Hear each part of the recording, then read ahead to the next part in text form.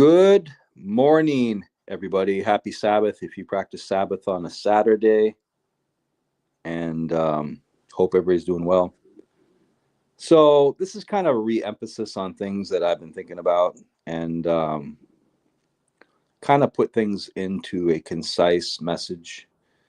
I think a lot of people have really missed the point of the Bible, and they've neglected the spiritual aspects of the Bible and have followed more of a selfish interest, more of a fleshly interest. They've made it more of a book of exploration and kind of like you're on an adventure. You're going to find certain things out, and you're going to have all of these different ways to have discussions. Who begat who? Is Jesus divine? Well, let's look at certain passages. Maybe he pre-existed. You can have all these different discussions and arguments over whether or not Jesus pre-existed. Maybe he was the angel of the Lord. Let's look at all these passages. Thousands and thousands of hours spent trying to find out whether or not Jesus is the angel of the Lord. Look, Genesis 18, it's the Lord appeared. That has to be Jesus. Okay, these are the things that I'm talking about that have really made Christianity into a mess, because you've got 780,000 words, probably around there, roughly 800,000 words in the Bible, and very few messages are on the Spirit. They're all on the deity of Christ, the Trinity. These are things that are not going to help people grow spiritually at all. So I think the best approach is to read the Bible with a spiritual growth narrative than trying to learn about non-spiritual things. Who begat who did this, who did that. That's not going to benefit you down the road. Like, who cares? You're not going to really learn anything other than have biblical knowledge, but you're not going to grow your spirit. And I think the people that really benefit from the Bible are the people that focus on the spiritual aspects of things, the ones that are learning and yearning for spiritual truth and nourishment. I'm not going to argue anymore. I'm not going to even debate people that believe in the Trinity or that believe in the preexistence, because to me, that's their weight. If they believe in it, that's their weight. If they feel comfortable about it, cool. But I'm not going to waste my spiritual time getting into an argument or getting into a debate, because it's taken away from more important things to me. Okay. Could they be correct? Sure. Do I believe they are? No, but I'm not going to investigate necessarily further. I think it's more important to spend your time on things that are more spiritual. Get out, touch grass, walk in nature, get close to God, volunteer, do things that are spiritual. But the problem is, like I said, people have decided to turn the Bible into their own little personal adventure game. And it's very exciting, okay, because we tune in all the time to all these debates daily debates, 3-4 hours on the deity of Christ, 3 or 4 hours if God is one, 3 or 4 hours if Jesus is the angel of the Lord. Nothing about uniting together in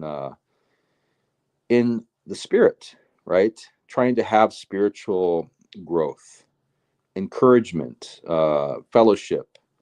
You don't see any of that, because I think the problem is most people, well, not most, but large percentage of Christians are Protestants, and there's no unification at all. Pretty much everybody's got their own little flavor of the week. You've got Catholicism, which I grant is more unified. They have differences also within Catholicism, but there shouldn't be. And Catholicism says there's no differences, but there are people who believe differently. See, the people believe differently, but the church doesn't. See, that's the difference. So you have a church that's united, but the people in the church have not submitted themselves fully, and they disagree on certain things. See, that's a big difference. So I think the Bible with that type of approach is better. I think it's better for everybody, because then you're not going to get caught up in these frivolous discussions, these frivolous arguments. You're not going to get pulled down and trying to figure out whether or not Jesus is the angel of the Lord, whether or not the Greek or Hebrew works and matches this or that. You really don't need to become like super studied on what Hebrew and Greek words mean. Like it shouldn't really matter. What matters again is the spiritual aspect of things. Love your neighbors, you love yourself, don't murder, don't lie, don't cheat, don't steal. These are things that people should be focusing on. Okay. These are the things that are really going to change your life, and meditate on these things. Not spend your life or your hours learning against the Trinity, being taught it, because your mind's going to be filled with these things, and that's really all you're going to think about. You're not going to think about these spiritual aspects of things. So the Bible can be very powerful if you put it to use. If you put these spiritual things to use, it can be very powerful. But to sit up on panels 5, 6, 7 hours a day or whatever, and basically engage and talk back and forth, there's no spiritual fruit there. There's no spiritual enlightenment there. And you're wasting your time. You're allowing your time to be wasted. Time's very valuable. You can't ever get it back. So are you going to be one day regretting the time that you spent on non-spiritual things, which don't matter, where you could have grown spiritually and been in a place where you're ready to take things on, you're ready to have challenges? When things confront you spiritually, you have the strength spiritually to combat them? Or are you going to spend all of your time debating Johnny 58, right?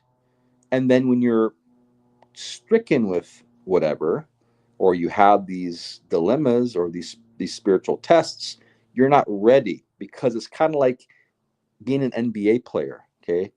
And you've never really practiced. You've gone out, you have a basketball, you maybe watch a lot of games. You watch a lot of games. You go to the gym, you watch people have scrimmages. You go to the playground, you watch people play playground hoops, but you never really participate in it and you never really practice.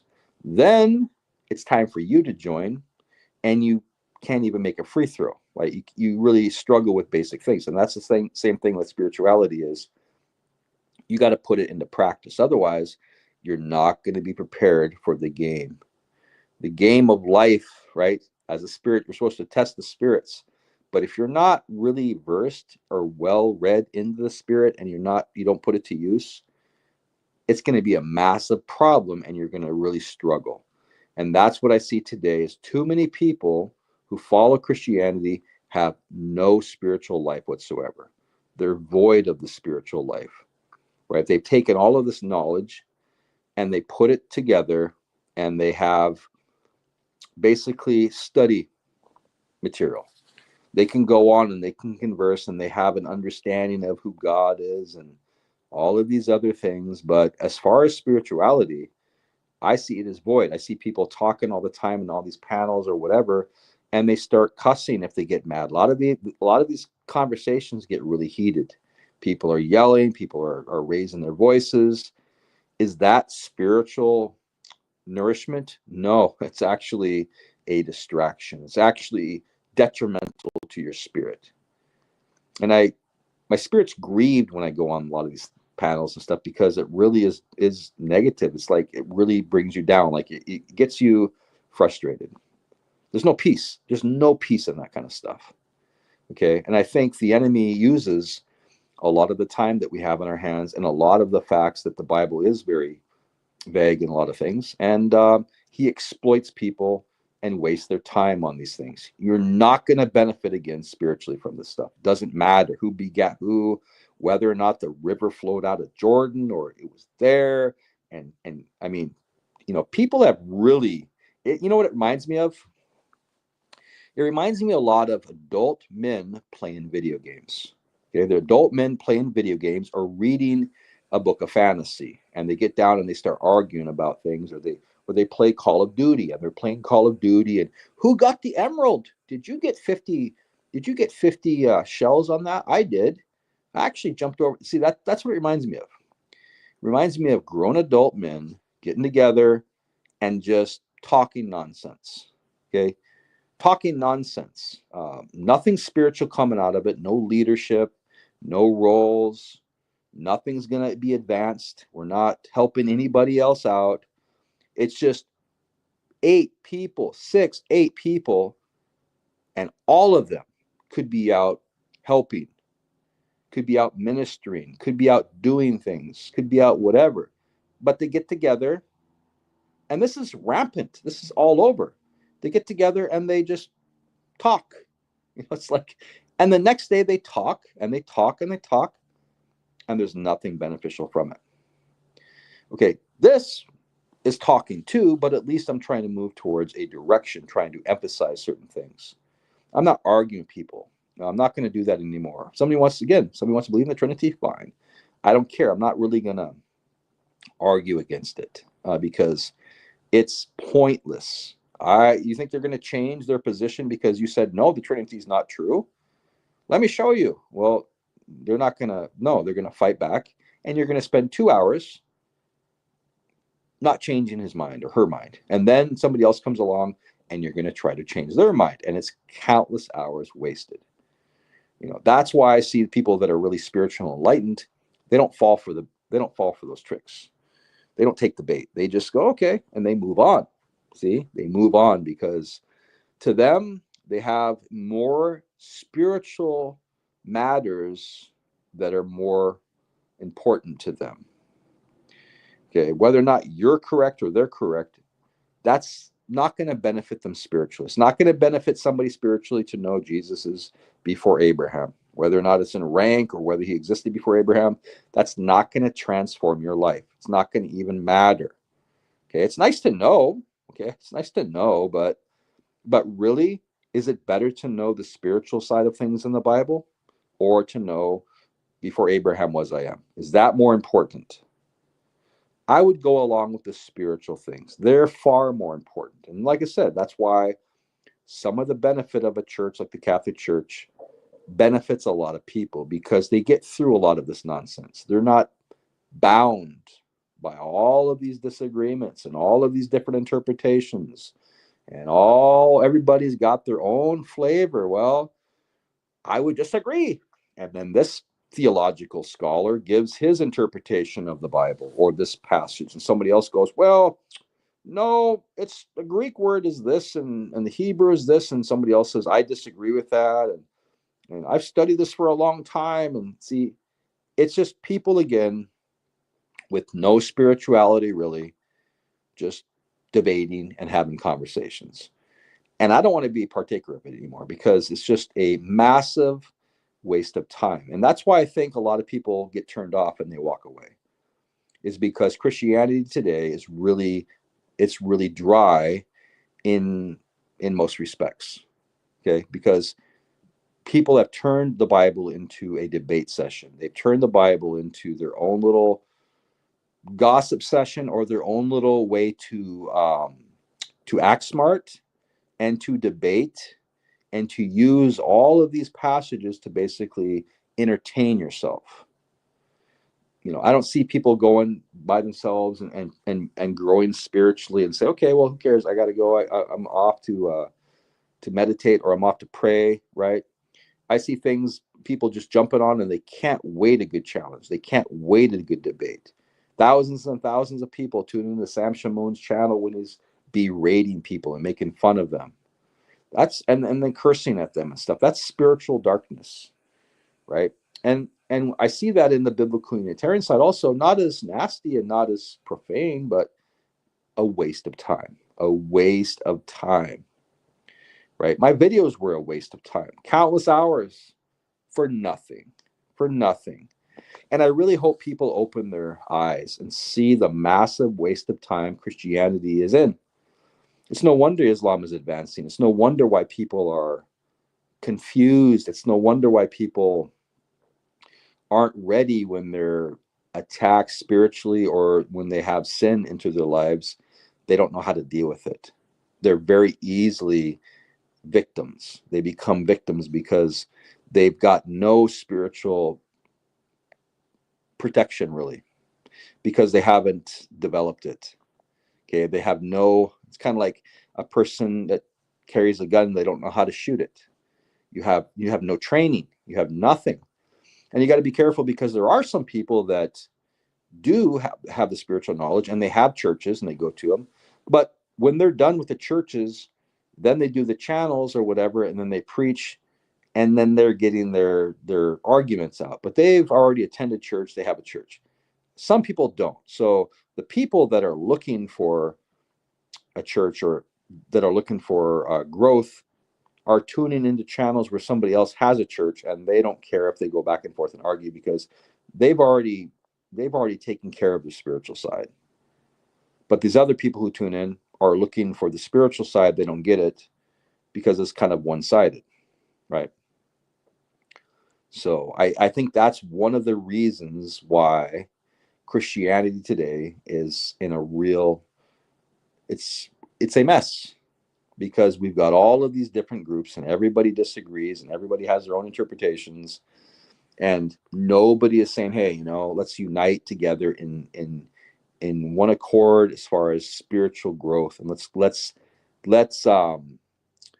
promote spirituality, and let's take what the Bible says and put it to good use and try to help people and grow, unite that way. But no, we have to unite upon theology. That's the problem. Is people are uniting upon theology, they're not uniting upon spirituality. See, people can't put their differences aside, because again, it's all pride. I'm not going to unite with you. You're not my brother. You're not my brother because you believe in the pre-existence and I don't believe in the pre-existence. Therefore, we have a completely different theology and we have a completely different God. Let's see how you turn out in Judgment Day. I always hear that stuff. Well, I know I'm going to heaven because I have the right God, and God says He's one, and you believe in the pre-existence, and that's not taught. So therefore, you're in a false doctrine. The other person says, no, you're in the false doctrine.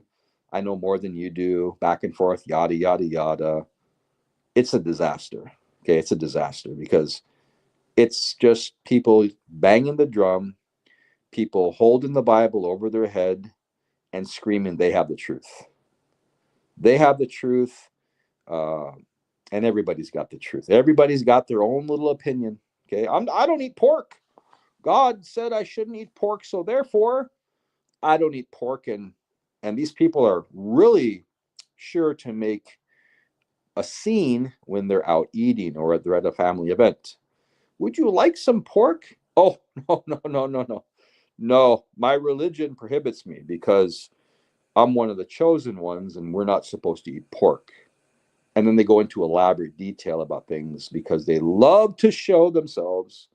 They love to show how great they are and how much they can keep the law or how they can follow this and that, and just kind of use Christianity or whatever as a way to brag.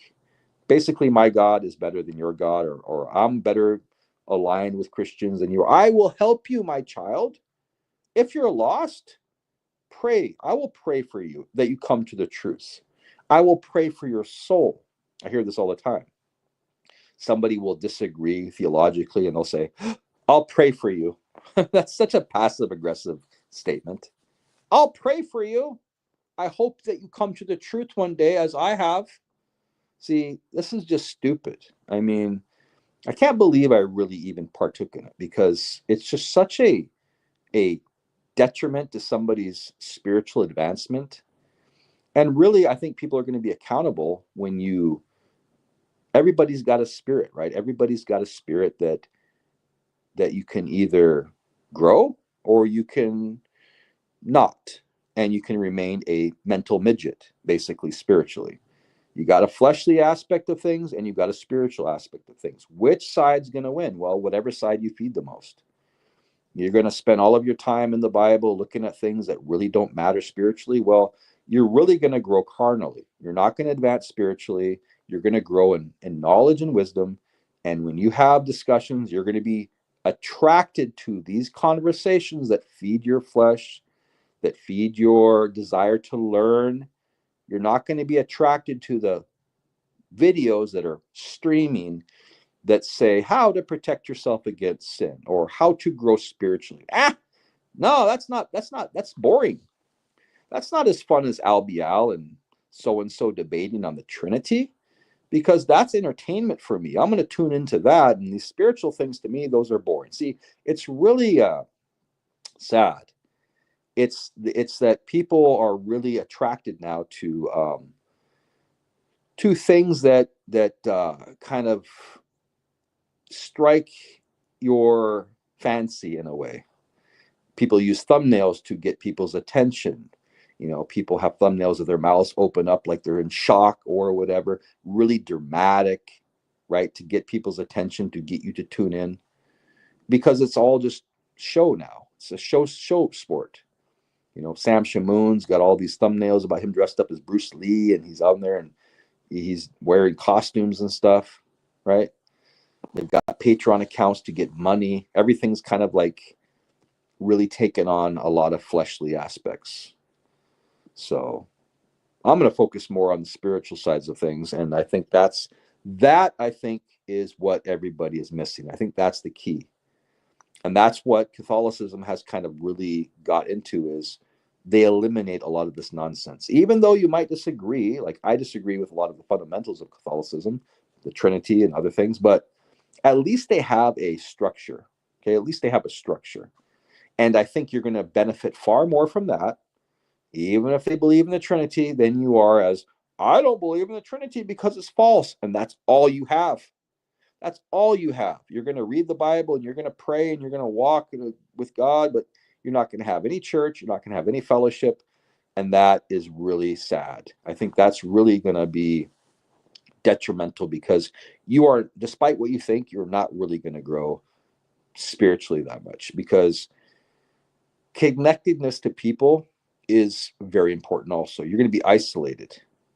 Connectiveness to people is part of the game, because we're all connected, right? Things ripple. They have a ripple effect, and you're supposed to engage with people to affect people's lives and do things. But the problem is people do use the Bible to isolate themselves and basically kind of separate themselves from the society. And we're not to be like, don't be of the world. Yeah, don't be of the worldly things. Like, don't do necessarily things that the world wants you to do. But you can be in the world with people. You can be doing things that are in the world, because how are you going to reach people that are not Christian or whatever if you're not in the world engaging with people? Well, I don't trust people. I'm just going to have my own little group and my own little section, and we're going to get together and we're going to talk about good things. Well, that's great. You're going to have your own little bubble and you're going to have your own little echo chamber, and you're not going to probably reach people that really need it. Okay, you're going to maintain the status quo, but you're not going to make any changes in anybody's lives. You're not going to reach people that probably need to be reached. And that's why YouTube is kind of like somebody's bedroom closet. Well, let's fire up YouTube. Hey, how are you doing today? Oh, great, brother. How are you doing today? Oh, it's the usual. And 5 or 6 hours of nothing but nonsense, right? Oh, you make a great point. Do you think David was before so and so? And did David really attack that city? Oh, I don't know. He was there and he sent in some soldiers, but it was really that. What about the Amorites and the Hittites and all of these things, the Davidic bloodline and everything, and memorizing who begat who and who was before who, and how many chariots were there? Because Matthew 16:32 says there was 6, and this passage over in Luke says there was 9. I'm really struggling. With the Bible, because there's a contradiction here. It says over here that all the apostles fled from the cross, but then we see here that John was there. What do you think? Well, I don't know. I've struggled with that for years. I don't really know the answer to that. It's like, my gosh, who cares? Who cares? And that's the problem. People have put too much care in stupid stuff. Okay, that's not spiritual. It's superficial. It's selfish interest, and it's a desire to grow in knowledge. It's not a desire to grow spiritually. Too many spiritually dead people are running rampant in Christianity. Too many. Most of them are dead spiritually. Most of them. And that's why the church is very important, because it guides you.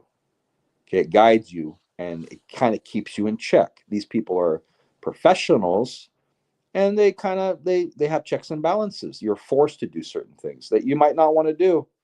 Okay, you're forced to do rituals and stuff, because ritualistic stuff is very important. But when you are just your own person, you wake up, you read the Bible a little bit, and most of it's probably just to try to find the deity of Jesus is not true or whatever, or whether or not agency is false, right? That's what I used to do. And I know a lot of people that do that. Oh, look what I found. This is a nugget. Can you see this? But like I said, is that really going to help you? Is that really going to help you spiritually? It'll help you intellectually. You might be able to get up there and people might go, wow, that guy's pretty smart. Like that guy really knows the Bible.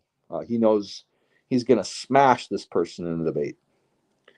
But as far as spirituality, I mean, go ask Sam Shamoun about loving your neighbor and what has he done to increase his spiritual side of things.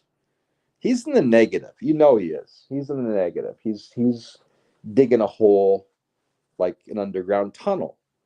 And he's got a lot of biblical knowledge, but that's about it. You see any spiritual, has Sam Shamoun grown spiritually when you tune into his channel and see the love and see the peace that comes from his teachings? No, you don't. You don't see any love. You don't see any peace. Sam's a tortured soul. Because why?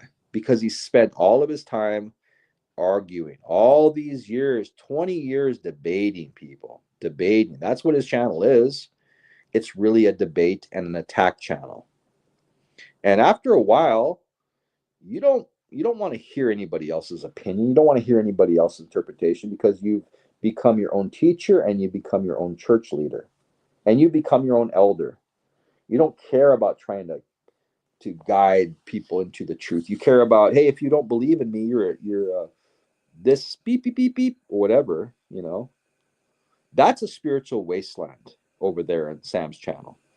And again, that's the byproduct of somebody who spent 20 years researching, memorizing, and not a lick of spiritual growth, right? Who would I trust more? Sam Shamoun, who knows the Bible in and out, that probably is. I mean, if you spend 20 years and that's your full-time job, you better be good at it, okay?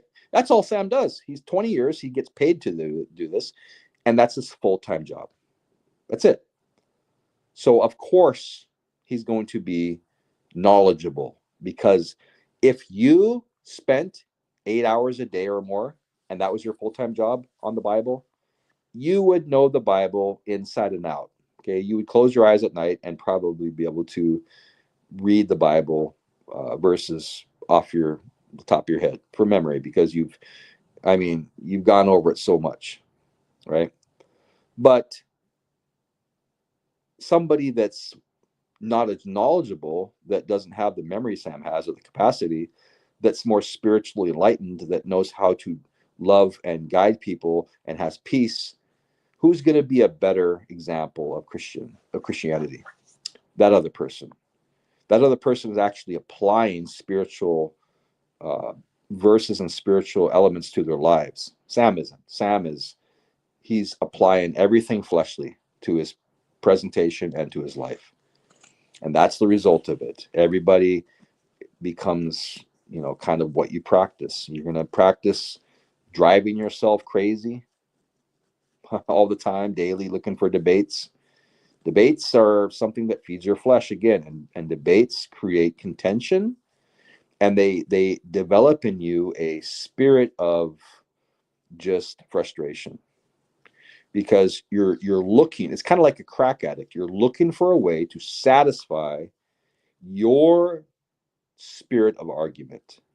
You have developed a spirit of argument. You love to argue, get on, debate, and you get that little kick, that little shot of epinephrine or whatever, norepinephrine, little shot of serotonin or whatever. You get a boost, and that gives you a little bit of a high.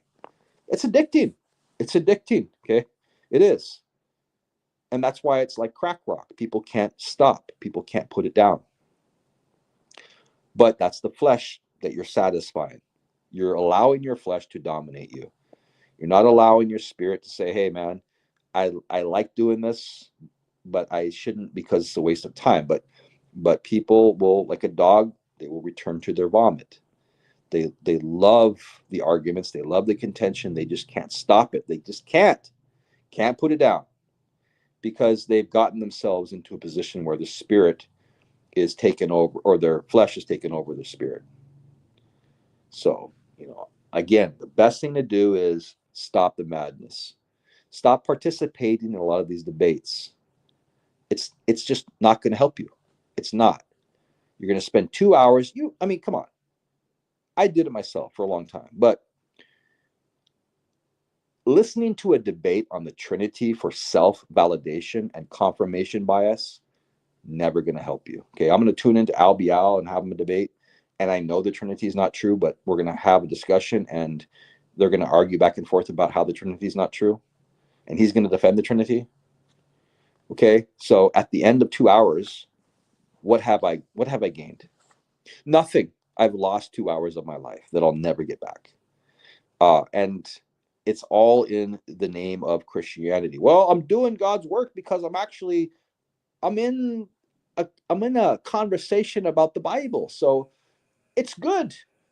I'm actually doing things that God approves of. No, you're not. You're not. God's going to look at that as a massive waste of time. You're only convincing yourself and making yourself feel better by acting like God really likes all of this division and these arguments and debates. He doesn't. Okay. He doesn't. And that's why I think God is not working necessarily in the churches as much as he could be, is because people really have no desire for enlightenment or spiritual growth. They just care more about debate, and focusing on the non-spiritual aspects of the Bible. And that's what you're going to get back. Focus on the non-spiritual aspects of the Bible. You are going to be dry. You're not going to grow. Prayers are probably not going to be answered because you haven't done anything spiritually to connect you to God. Connecting to God means that you're going to meditate on things that are going to bring you to God. John 8:58 and John 9:9 and these parallels between Exodus 3:14 are not going to bring you to a closer relationship with God. I don't feel God. He's void. Like every time I pray, I don't feel him. Well, yeah, because you really haven't put down the nonsense and made the Bible a very spiritual connectiveness to God. Right? You haven't allowed yourself to do that. You haven't said, okay, I'm not going to care about all this other stuff.